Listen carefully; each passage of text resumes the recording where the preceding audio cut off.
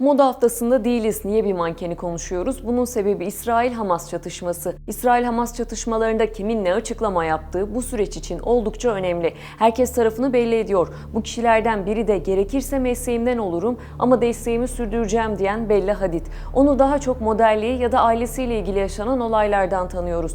Kendisi bu savaşta Filistin'i destekliyor. Ben Kübra Akçelik, Profil'in bu bölümünde açıklamalarıyla İsrail'e kafa tutan Bella Hadid'i anlatacağım. Ancak videoya başlamadan önce her zamanki gibi sizden küçük bir ricam olacak. Tüm kriz yayınları ve kriz yayınları dışındaki zamanlar uzun araştırmalar ve çalışmalar sonucu sizler için içerikler hazırlıyoruz. Bize destek olmak için kanalımıza abone olup videolarımızı beğenirseniz çok mutlu oluruz. Şimdi başlıyorum. Isabel Kari Hadid ya da bildiğimiz adıyla Bella Hadid 9 Ekim 1996'da Washington'da doğdu. Filistin asıllı Amerikalı bir model. Babası Filistinli Müslüman gayrimenkul emlak geliştiricisi Muhammed Hadid. Annesi ise Hollandalı televizyon ünlüsü ve eski model Yolanda Hadid. Kardeşleri de en az onun kadar konuşulan Gigi, Alana ve Anver Hadid. Muhammed Hadid babası aracılığıyla 18. yüzyılın ortalarında Kuzey Filistin hükümdarı olan Zahir el Ömer'in soyundan geldiğini iddia ediyor. Muhammed Hadid'in babası Kudüs'te öğretmen okulunda okudu ve burada bir üniversiteye gitti. Ardından Amerika Birleşik Devletleri'ne taşındı. Orada editörlük, çevirmenlik işleriyle uğraştığı biliniyor. Muhammed Hadid de o sıralarda 14 yaşındaydı. Amerika Birleşik Devletleri'nde eğitimini tamamladıktan sonra ilk işi Orta Doğu'ya ekipman ihraç eden bir şirket kurmak oldu. Ardından Washington'da klasik arabaları restore edip yeniden sattı. Daha sonra Yunanistan'a taşınacaktı ancak öncesinde kazandığı parayla Amerika'da gayrimenkul alanında yatırımlara başladı. Bunun yanında ilk evliliğini yapmış, ayrılmış ve 1994'te Yolanda Van den Herik'le evlenmişti. Yolanda ile de 2000'de boşandılar. Bella Hadid ve kardeşleri hayatının kısa bir döneminde Kaliforniya'da kendilerine ait çiftlikte büyüdüler. Daha küçükken yürümeye başladığım ilk anlarda at binmeye de başladım diyordu. Hadid bincilik tutkunuydu ve Rio de Janeiro'daki 2016 olimpiyatlarına katılma hayalleri vardı ancak kronik Lyme hastalığı sebebiyle 2013'te yarışmaktan vazgeçmek zorunda kaldı. Ekim 2015'e kadar kronik hastalığı olduğu açıklanmamıştı. Kendisine 2012'de annesi ve erkek kardeşiyle birlikte kronik hastalık teşhisi konuldu. Bu hastalıkla ilgili geçtiğimiz yıl yaptığı paylaşımlarda oldukça konuşulmuştu. Bella tüm hastalık ve tedavi sürecini sevenleriyle paylaşmıştı. Bağışıklık sistemini etkileyen ateş, kızarıklık, baş ağrısı ve yorgunluk gibi belirtilere sahip olan Lyme, ünlü modelin hastanede yatmasını gerektirecek kadar derin etkilemişti. Doğup büyüdüğü yeri hep ayrıcalıklı olarak anlatıyor. Küçük yaşlardan itibaren kıyafetlere olan ilgisini ve tutkusunu hatırladığını da ekliyor. Babasının yanında geçirdiği hafta sonları için ödünç alınmış bir hayat kavramını kullanıyor. Babası emlak sektöründe olduğu için çok lüks ve gösteriş içinde bugün yaşadıkları evi yarın satışa çıkarabiliyordu. Bella bunun için babasının çok fazla şeyle büyümediğini, bu yüzden yaptığı her işte çok görkemli olduğunu, bu durumunda kendi babasını gururlandırmak için yaptığını söylüyordu. Küçükken bunu anlamadığını ancak şimdilerde hak verdiğini de yine paylaşıyor. Hadid'in eğitim hayatı mesleğine olan sevgisi ve işinin yoğunluğu sebebiyle yarım kaldı. 2014 sonbaharında Hadid New York'a taşındı ve Parsons Tasarım Okulu'nda fotoğrafçılık eğitimi almaya başladı. Aynı zamanda IMG ile çalışmak için de imza attı. Modellik kariyerinin başarısı nedeniyle okulu bıraktı ancak modelliği bitirdikten sonra okula geri dönüp moda fotoğrafçılığını kariyer olarak üstlenmek istediğini de her zaman söylüyor.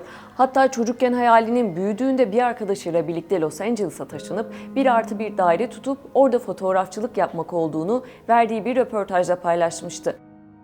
Çiftlikte büyüdü demiştik. Bella'nın annesi Yolanda Hadid o çiftliği ve hayatı unutmamak konusuna oldukça önem veriyor.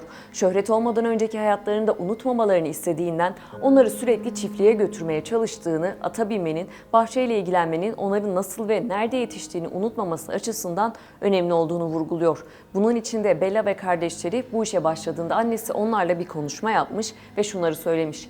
Dinleyin, dışarıda sizin kadar güzel olan ve sizin kadar başarıyı hak eden 1 milyon kız var. En çalışkan kız olmalısınız ve bunu herkese göstermelisiniz. Hadid kardeşler tam da böyle yaptı ve yıllardır podyumların en çok aranan isimleri arasındalar. Sadece 2 kız kardeş değil, erkek kardeşleri Anver Hadid de modellik yapıyor. Anver ilk kez 2015'te modellik yaptı. Birçok derginin ve markanın yüzü oldu. Moda haftalarında da podyumlarda boy gösteriyor. Hadid'in çalışma hayatı oldukça yoğun geçiyor. 16 yaşında Flynn Sky reklam projesiyle modellik yapmaya başladığında ayrıca aktör Ben Barnes'la birlikte Lisa Moore'un Swan Siddings filminde, Haley Coplin'in Smoking Hot filminde rol aldı. Hannah Hayes sonbahar-kış 2013 koleksiyonu için modellik yaptı ve diğer çeşitli ticari projelerde yer aldı. Yine 2013-2014 yazında Chrome Hearts için kampanya çalışmaları yaptı. New York Moda Haftası'na ilk kez 2014 sonbaharında Desigual adına yürüyerek çıktı. 2015 bahar moda haftalarında Los Angeles'ta Tom Ford için yürüdü ve Mayıs ayında Anfar 22. Ace'e karşı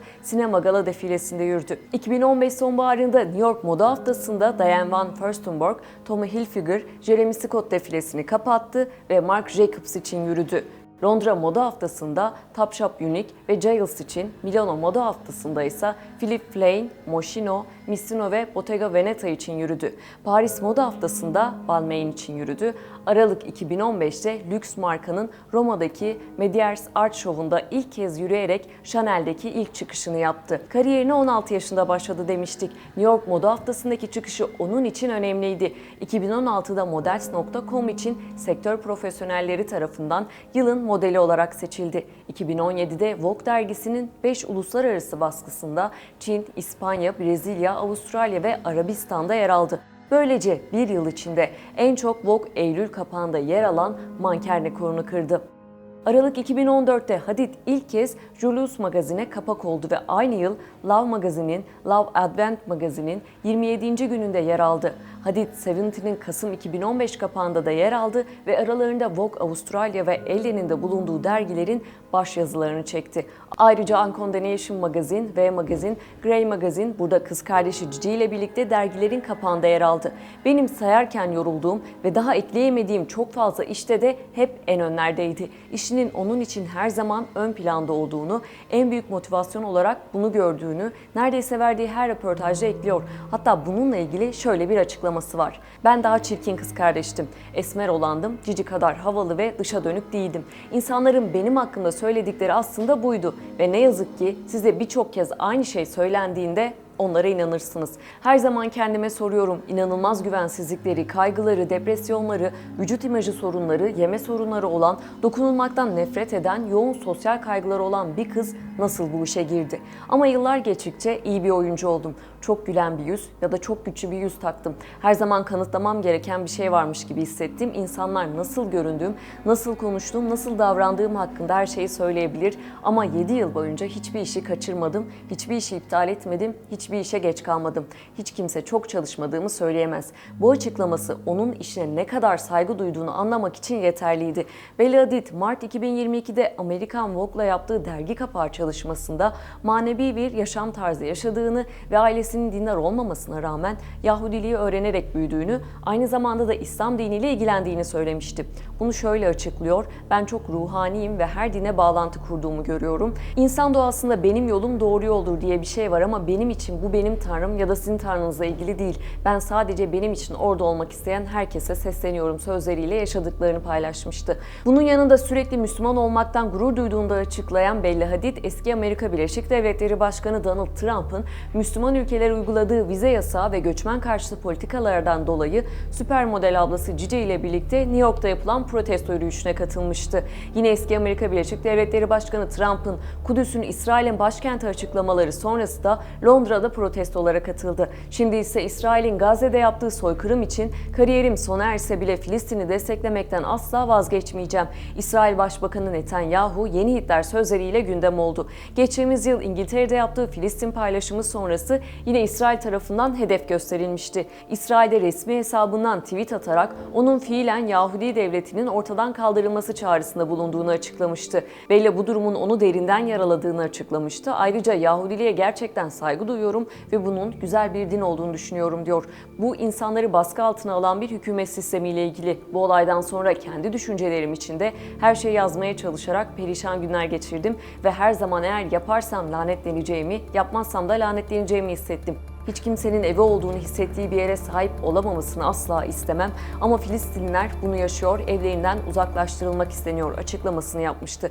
Kardeşi Gigi Hadid de aynı şekilde Filistin'e destek paylaşımlarıyla her zaman yanlarında olmaya çalışıyor. Son olaylarla ilgili İsrail hükümetini kınamak Yahudi düşmanlığı değildir diyen Hadid'e İsrail devleti tepki gösterdi. Hükümetin kendi Instagram hesabından paylaşımlar yapıldı. Bu paylaşımlar oldukça yanlı ve hedef göstericiydi. Bir haftadır rahat uyuyor musun Cici ya da evlerinde katledilen Yahudi bebeklere gözünü kapıyor musun? Sessizliğin durduğu yeri çok iyi gösteriyor. Seni görüyoruz ifadeleri paylaşıldı. Bu durum sonrası Hadid ailesinin ölüm tehditleri aldığı da yine sosyal medyada paylaşılanlar arasında bulunuyor. İsrail'in Hadid ailesine hedef alan paylaşımları ne kadar sürecek? Hadidler destek boyutunu ne kadar artıracak? Bunu zaman gösterecek ama Hadid ailesinin bu tavrını örnek alması gereken çok daha fazla isim olduğunu da eklemeden geçemeyeceğim. Videonun sonuna gelmişken ricamızı tekrar hatırlatmak istiyorum. GZT ekibi olarak günlerce ve çok emek vererek hazırlamaya çalıştığımız videolarımızı beğenerek kanalımıza abone olarak bizlere destek olabilirseniz çok seviniriz.